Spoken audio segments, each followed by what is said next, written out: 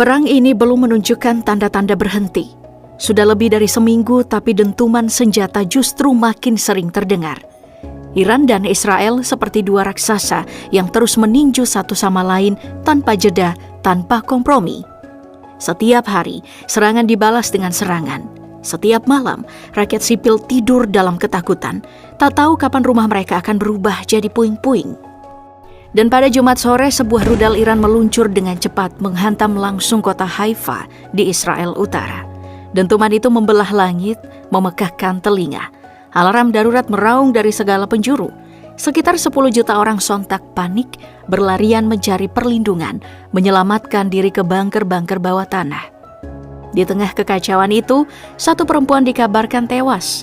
Puluhan lainnya luka-luka. Suasana pun berubah jadi neraka. Namun serangan tak berhenti di situ. Tak lama setelahnya, sebuah rumah sakit besar di Israel Selatan turut terkena imbasnya. Dinding retak, kaca pecah, alat-alat medis porak-poranda. Tapi Iran buru-buru beri penjelasan. Mereka menyebut target utamanya bukanlah rumah sakit, melainkan sebuah taman teknologi di dekat lokasi. Iran mengklaim kawasan itu menyimpan fasilitas militer Israel yang selama ini tersembunyi. Dan yang lebih mengejutkan lagi, rudal Iran juga berhasil menghantam jantung ekonomi Israel, Bursa Efek Tel Aviv atau TASE. Gedung megah tempat saham-saham utama Israel diperdagangkan itu kini berantakan. Kaca-kaca jendela berhamburan ke jalan. Beberapa bagian bangunan runtuh. Warga sekitar berteriak, ketakutan, berusaha menjauh dari lokasi yang berubah menjadi medan perang. Tak sampai di situ, kilang minyak utama Bazan, ikon industri energi Israel, ikut jadi sasaran. Puluhan rudal balistik diluncurkan Iran, menghantam jaringan pipa dan saluran utama di kompleks besar Haifa. Ledakan mengguncang kawasan itu, dan pihak pengelola kilang mengakui kerusakannya tidak main-main. Sistem distribusi energi mereka pun lumpuh.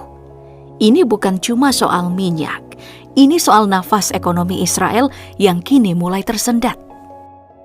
Apa yang terjadi di Beersheba benar-benar membuat militer Israel terkejut. Untuk pertama kalinya sejak konflik ini memanas, muncul dugaan bahwa Iran mulai menggunakan bom klaster, jenis senjata yang mampu menyebar puluhan amunisi kecil dalam satu kali hantaman. Kecurigaan ini muncul setelah ditemukannya jejak ledakan dari serpihan-serpihan kecil di beberapa titik kota Beersheba, wilayah selatan Israel. Bekas luka tanah, pola penyebaran, dan dampak kerusakan di sejumlah lokasi memperlihatkan satu hal. Besar kemungkinan rudal balistik Iran kali ini membawa hulu ledak bom klaster. Salah satu pecahan bom kecil itu menghantam tempat penitipan anak. Bayangkan, anak-anak balita berada hanya beberapa meter dari ledakan. 2 rumah warga di sekitarnya juga rusak, meski tak ada korban jiwa.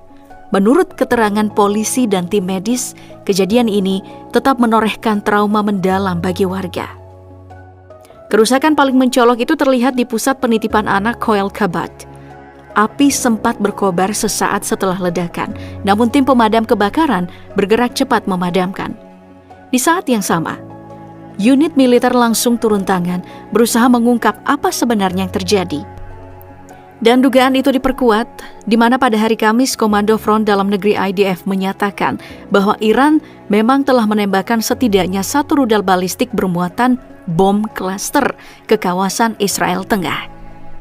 Rudal itu meledak di udara sekitar 7 km sebelum menyentuh tanah, lalu menyebarkan lebih dari 20 bom kecil, masing-masing membawa 2,5 kg bahan peledak, dengan jangkauan ledakan mencapai radius 8 km.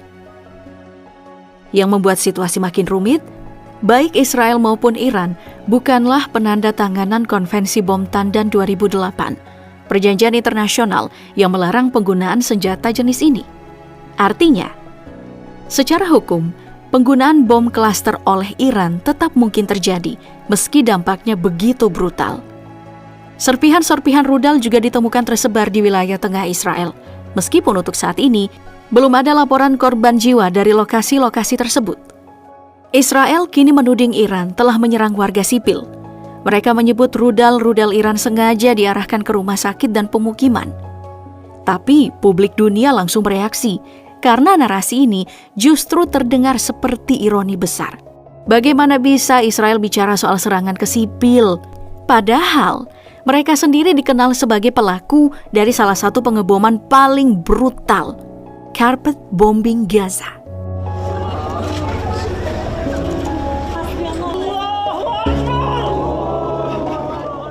Iran sudah buka suara. Mereka menegaskan target mereka murni militer, bukan rumah sakit, bukan sekolah, bukan rumah-rumah warga.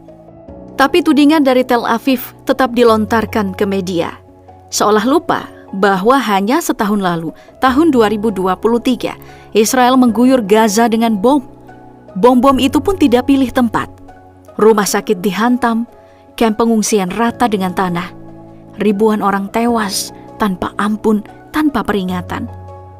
Saat itu, dunia menyaksikan bagaimana serangan sistematis Israel benar-benar mengubah Gaza jadi ladang kehancuran. Istilah carpet bombing bukan lagi kiasan.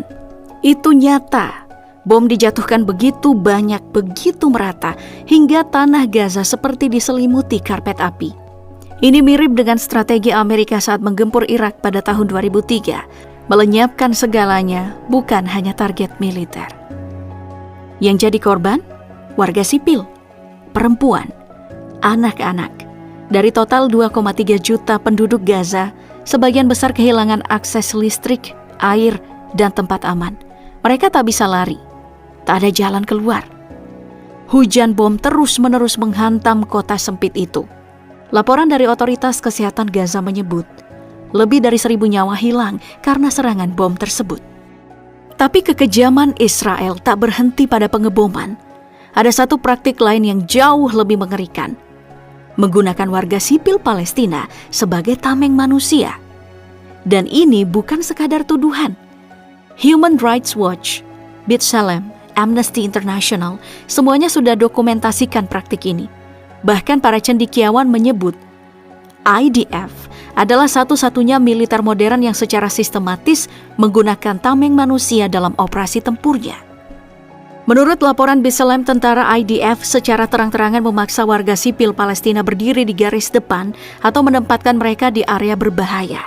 Bahkan ada kasus di mana warga diminta menyingkirkan benda mencurigakan yang bisa saja berisi bom, sementara tentara Israel menunggu di belakang. Jadi ketika Israel hari ini menuding Iran menyerang warga sipil, publik dunia bertanya balik, siapa sebenarnya yang selama ini menargetkan mereka? Iran akhirnya resmi menurunkan senjata strategis andalannya ke medan perang, rudal balistik Sejil. Dalam gelombang serangan terbarunya terhadap Israel, militer Iran menyatakan bahwa peluncuran rudal ini merupakan bagian dari operasi besar yang mereka beri nama True Promise 3. Hasilnya, beberapa fasilitas penting milik Israel berhasil dihantam, termasuk pangkalan udara dan kantor intelijen yang diklaim sangat vital. Serangan ini bukan hanya sekadar untuk kekuatan. Penggunaan Sejil menjadi titik balik dalam eskalasi bersenjata antara dua musuh bebuyutan ini. Sejil merupakan rudal 2 tahap berbahan bakar padat dengan jangkauan operasional hingga 2.000 km, cukup untuk menjangkau seluruh wilayah Israel dan bahkan beberapa bagian Eropa Tenggara. Rudal ini tidak hanya cepat, tetapi juga dirancang untuk memecah pertahanan udara berlapis seperti Iron Dome dan sistem Arrow milik Israel. Dengan hulu ledak yang mampu membawa bobot hingga 700 kg, Sejil adalah momok bagi sistem pertahanan modern. Kemampuannya untuk diluncurkan dengan cepat dan berpindah posisi membuatnya sulit dideteksi. Bahkan dalam konfirmasi resminya, militer Israel menyebut bahwa 8 rudal telah diluncurkan dari Iran. Mereka mengklaim semuanya berhasil dicegat, namun laporan media lokal justru menyebut sebaliknya. Beberapa rudal dikabarkan jatuh di area terbuka, termasuk wilayah Tel Aviv Raya dan kawasan tepi barat yang masih diduduki. Kini, sorotan dunia pun tertuju pada rudal Sejil. Para analis pertahanan mulai menempatkannya sebagai salah satu game changer dalam konflik regional ini. Kecepatan, daya hancur, dan mobilitasnya menjadikan Sejil senjata yang tak bisa diremehkan. Namun Sejil bukan satu-satunya senjata mematikan yang disiapkan Teheran. Dunia kini menanti apakah Iran juga akan mengerahkan rudal terbarunya, Khorramshahr 4, atau yang lebih dikenal dengan nama Khaybar? Rudal balistik ini menjadi perhatian besar para pengamat karena disebut-sebut sebagai salah satu sistem senjata paling canggih yang pernah dikembangkan Iran. Khaybar memiliki daya jangkau yang setara dengan Sejil, yakni 2.000 km, namun mampu membawa hulu ledak jauh lebih besar hingga 1.500 kg. Keunggulan utamanya terletak pada sistem pemandu eksoatmosfer yang diklaim Iran memiliki akurasi tinggi mencapai 30 meter tanpa bergantung pada pemandu terminal di fase akhir. Teknologi ini memungkinkan rudal menghindari intersepsi dari sistem pertahanan udara lawan dengan jauh lebih efektif. Dalam kata lain, rudal ini bisa menghantam tepat sasaran tanpa bisa dicegat. Jika Iran benar-benar mengerahkan Khaybar dalam gelombang serangan berikutnya, maka konstelasi kekuatan di Timur Tengah bisa berubah dalam waktu sangat singkat. Dunia hanya bisa menunggu apakah rudal paling mematikan milik Iran ini akan diluncurkan dan kemana arahnya.